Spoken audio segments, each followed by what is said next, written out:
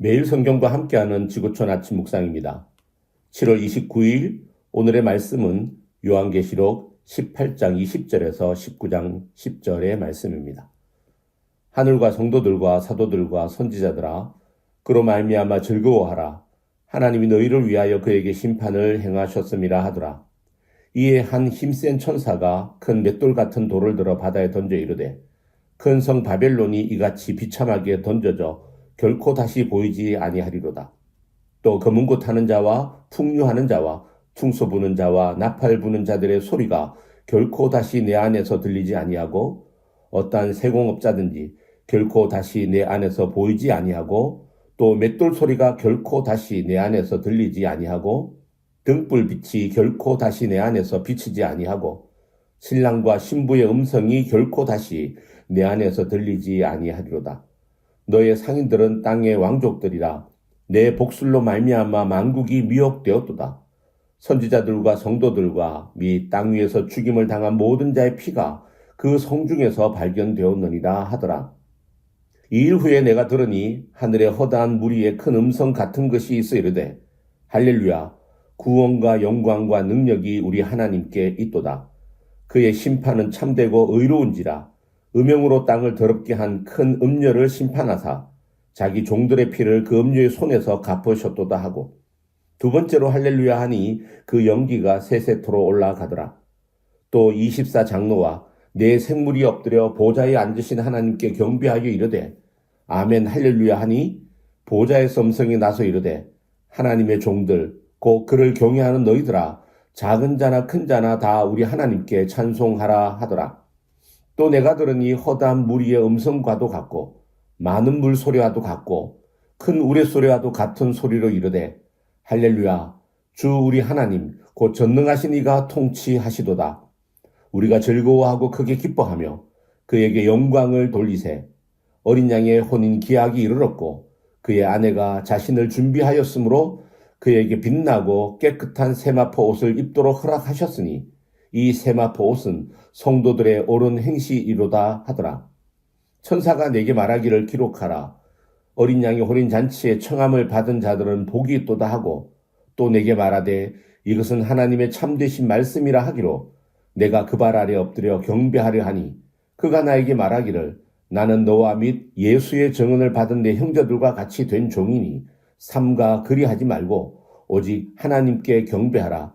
예수의 증언은 예언의 영이라 하더라. 오늘의 말씀은 요한계시록 전체의 흐름 중에서 매우 극적인 전환점을 보여주는 말씀입니다. 세상의 악과 불의가 마침내 하나님의 공의로운 심판 앞에 철저히 무너지고 그 자리에 하나님의 구원과 영광이 찬란하게 드러나는 순간입니다. 바벨론이란 도시는 사탄에 의해 조종되는 타락한 세상을 표현하는 상징입니다. 겉으로는 화려하고 풍요로워 보이지만 그 속에는 탐욕과 음란, 우상숭배와 억압, 그리고 하나님의 백성들을 향한 피흘림이 가득합니다. 하나님은 이제 그 바벨론을 심판하시고 다시는 그 이름조차 기억되지 않게 하시고 하늘에서는 찬양이 울려 퍼집니다. 특별히 19장에서는 할렐루야라고 하는 찬송이 4번이나 반복됩니다. 성경 전체를 통틀어서 할렐루야라고 하는 단어가 집중적으로 나오는 유일한 장면입니다. 자, 그렇다면 오늘의 말씀을 통해 하나님께서 주시는 영적인 교훈을 살펴봅시다. 첫째로 바벨론이 멸망한 이유를 기억해야 합니다. 18장 23절에서 24절에는 바벨론이 멸망한 3가지 이유를 제시합니다. 그 첫 번째는 너희의 상인들은 땅의 왕족들이라 라고 하는 말 속에 담겨 있습니다. 이 말은 돈을 가진 자들이 세상의 왕이 되었다는 의미입니다. 돈의 힘으로 권력을 쥐고 흔들며 잘못된 세상의 질서를 만들어 버린 것이죠. 우리는 국민이 주권인 민주주의 사회에 살고 있습니다. 하지만 실상은 돈이 주인인 시대입니다.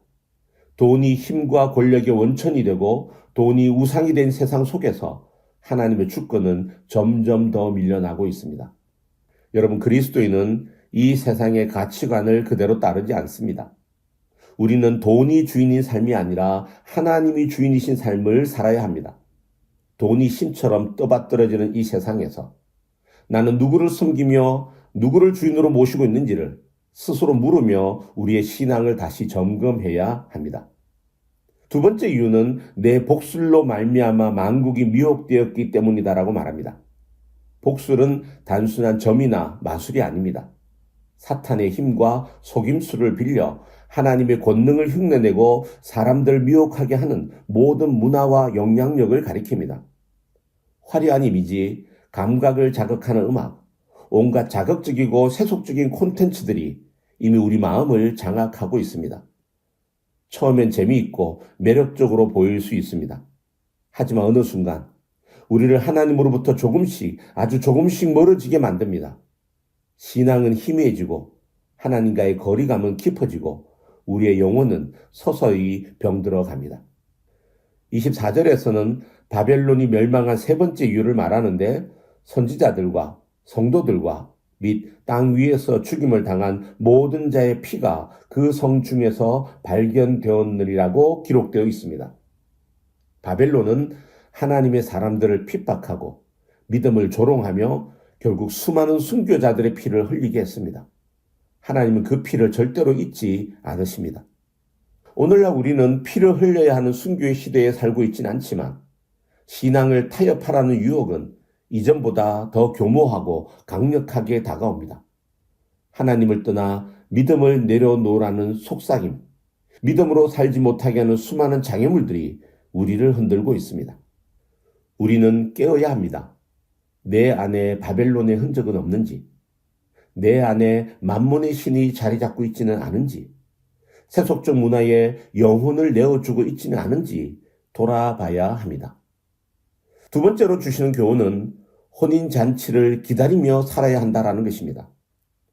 요한계시록 19장은 온 하늘이 울려 퍼지는 찬양의 소리로 가득합니다. 할렐루야, 구원과 영광과 능력이 우리 하나님께 있도다. 하늘의 무리들과 천상의 존재들이 일제히 외칩니다. 그들의 찬양은 단순한 기쁨이 아닙니다. 하나님께서 마침내 바벨론을 심판하시고 그동안 수많은 성도들이 흘렸던 눈물과 피를 기억하시고 갚아주셨기 때문입니다. 그들은 오랜 세월 동안 억울하게 핍박을 당했습니다. 감옥에 갇히고 고통 속에 죽임을 당하며 주여 언제까지입니까? 우리의 피를 희논하여 주시지 않으시렵니까? 라고 밤낮으로 울부짖었던 사람들입니다. 그 외침을 하나님은 잊지 않으셨습니다. 하나님의 공의는 결코 무시당하지 않습니다. 마침내 하나님은 그 눈물을 닦아주시고 그 희생을 하늘의 영광으로 보상해 주십니다. 그래서 7절에서 성도들은 즐거워하고 크게 기뻐하며 영광을 하나님께 돌리자고 외치는 것입니다. 어떤 이들은 말합니다. 악인이 심판받는 것을 보고 어떻게 기뻐할 수 있는가? 하지만 바벨론은 단순한 죄인이 아닙니다. 하나님의 사람들을 짓밟고 진리를 조롱하고 회개할 기회조차 무시한 채 죄악을 선택한 자들입니다. 하나님은 불의하신 분이 아니십니다. 그들의 멸망은 스스로 자초한 죄의 결과입니다. 그리고 이제 마침내 어린 양의 혼인 잔치가 열립니다. 얼마나 아름답고 영광스러운 순간입니까? 이 잔치는 단순한 식사가 아닙니다. 예수 그리스도와 그분의 신부된 교회가 온전히 하나 되는 순간입니다. 오랜 고난 속에서도 믿음을 지킨 성도들은 깨끗한 세마포 옷을 입고 그 거룩한 잔치 자리에 앉게 됩니다. 사랑하는 여러분, 이 세마포 옷은 우리의 의로 짜여진 옷이 아닙니다. 8절은 성도의 옳은 행실이라고 말하지만 그 옷은 하나님께서 우리에게 입게 하신 것, 곧 예수님의 보혈로 덮인 의의 옷입니다. 내 의가 아니라 하나님께서 주신 그리스도의 의입니다. 내가 준비한 것이 아니라 신랑 되신 주님께서 은혜로 입혀주시는 옷입니다. 9절에서 천사는 선포합니다. 어린 양의 혼인잔치에 청함을 입은 자들은 복이 있도다. 그러나 이 복은 쉽게 주어지는 것이 아닙니다. 이 땅을 살면서 수많은 유혹과 시험, 고난과 박해를 견뎌낸 자만이 누릴 수 있는 복입니다. 눈물로 씨를 뿌렸던 자들이 기쁨으로 단을 거두는 것처럼 우리의 고난은 잔치의 기쁨을 더욱 풍성하게 할 것입니다. 사랑하는 성도 여러분, 오늘도 우리는 그날을 기다리며 살아갑니다. 주님 다시 오시는 그날, 그 혼인잔치의 자리에 나아가 신랑 되신 예수님을 만나게 될 것입니다. 그때 우리 주님은 환한 웃음으로 우리를 맞아주시며 잘 왔다, 수고했다, 이제는 나와 함께 영원히 기뻐하자고 맞이해 주실 것입니다. 오늘 하루도 그 혼인잔치의 영광을 마음에 품고 믿음을 지키며 걸어가는 저와 여러분이 되시기를 주님의 이름으로 축복합니다. 사랑의 하나님, 오늘 말씀을 통해 바벨론의 멸망을 바라보며 우리가 무엇을 따르고 어떻게 살아야 할지를 다시금 깨닫게 하시니 감사합니다. 세상의 부와 권력, 화려한 문화의 유혹 앞에서 우리가 눈을 뜨게 하시고 하나님의 주권과 진리를 지켜내는 믿음의 사람으로 살아가게 하옵소서. 바벨론이 흘렸던 수많은 순교자의 피를 기억하여 주시고 그 눈물의 기도에 응답하신 하나님을 찬양합니다. 우리 또한 어린 양의 혼인잔치를 소망하며 고난 속에서도 끝까지 믿음을 지키며 살게 하옵소서.